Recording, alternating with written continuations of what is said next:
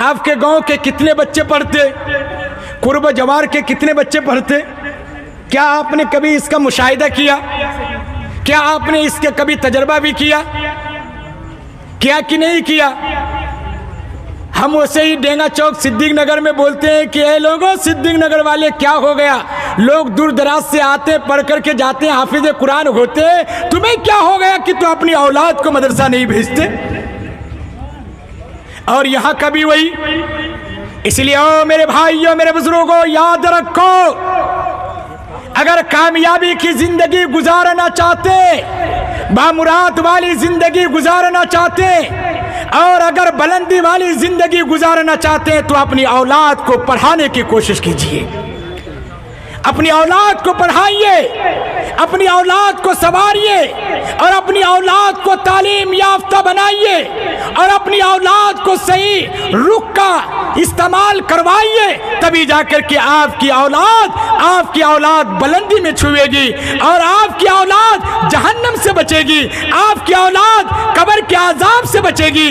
میرے بھائیوں میرے بزرگوں، جس دن اس کے خیالات آپ نے نہیں کیا تو پھر یہ سارا معاملہ بیکار ہو جائے گا، یہاں تک کہ گھر بھی جہنم بن کر کے تیار ہو جائے گا۔ اگر لڑکیاں پڑھی ہوئی نہیں رہے گی، اگر لڑکی تعلیم یافتہ نہیں ہوگی، اسی لیے بڑے کہتے ہیں، اکابرین سناتے، اکابرین لکھتے، اکابرین کا فرمان ہے کہ اگر لڑکی پڑھتی ہے تو خاندان پڑھتا ہے، اور اگر لڑکا پڑھتا ہے تو فرد پڑھتا ہے، لڑکا پڑھتا ہے تو فرد پڑھتا ہے۔ اس لیے میرے بھائیوں میرے بزرگوں، اپنی اولاد کو خصوصاً لڑکیوں کو پڑھانے کی کوشش کیجیے۔ الحمدللہ یہ ادارہ آپ کا شان و شوکت کے ساتھ چل رہا ہے، اور پھل رہا ہے، پھول رہا ہے، اور ترقی کر رہا ہے، مگر صرف عمارت نہیں بلکہ بچوں کے ساتھ ترقی ہونی چاہیے۔ اسی لیے آپ سے گزارش ہے کہ آپ اپنی اولاد کو قرآن کریم پڑھائیے، اپنی اولاد کو حدیث پڑھائیے، اپنی اولاد کو دینی تربیت دیجیے، اپنی اولاد کو صحیح رخ کا آپ استعمال کرائیے، اور صحیح رخ کی طرف آپ کرنے کی کوشش کیجیے۔ پھر دیکھیے کہ آپ کے گھر کے اندر بہار آتی کہ نہیں آتی، یہاں آپ کے گھر کے اندر یہ خوشبو پھیلتا ہے کہ نہیں پھیلتا ہے، یا آپ کے گھر کے اندر یہ جنت کا باغ ہوتا ہے کہ نہیں ہوتا ہے۔ اس لیے میرے بھائیوں میرے بزرگوں، اپنی اولاد کو خصوصاً اپنی لڑکیوں کو پڑھانے کی کوشش کیجیے۔ پڑھائیں گے انشاءاللہ بھائی، پڑھائیں گے انشاءاللہ۔ ہر ایک آدمی اپنی اولاد کو پڑھانے کی کوشش کیجیے، کیونکہ اللہ قرآن کریم کے اندر فرماتا ہے قُلْ هَلْ يَسْتَوِي الَّذِينَ يَعْلَمُونَ وَالَّذِينَ لَا يَعْلَمُونَ، کہ پڑھے لکھے اور یہ ان پڑھ یہ دونوں برابر نہیں ہو سکتے ہیں، یہ دونوں برابر نہیں ہو سکتے، چاہے وہ جتنا ہی مالدار کیوں نہ ہو۔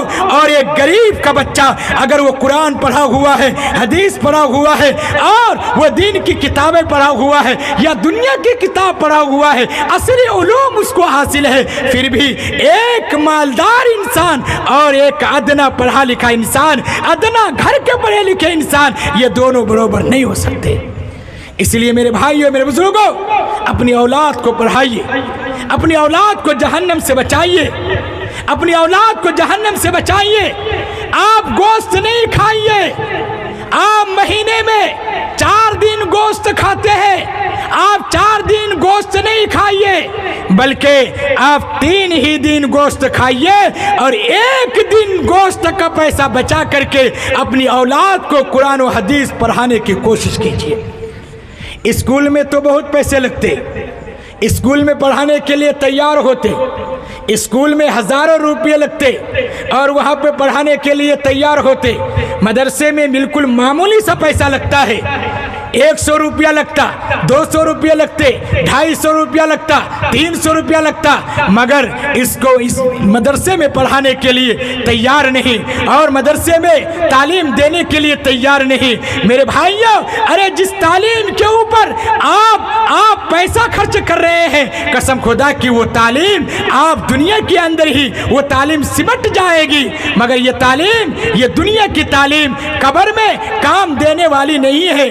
اور حشر میں کام دینے والی نہیں ہے. جو تعلیم آپ کو دنیا میں بھی کام دینے والی ہے, قبر میں بھی کام دینے والی ہے, اور جو تعلیم آپ کو حشر میں بھی کام دینے والی ہے, لہذا اس تعلیم کے اوپر کوئی خرچہ نہیں, اس تعلیم کے اوپر میں کوئی پیسے کا اخراجات نہیں.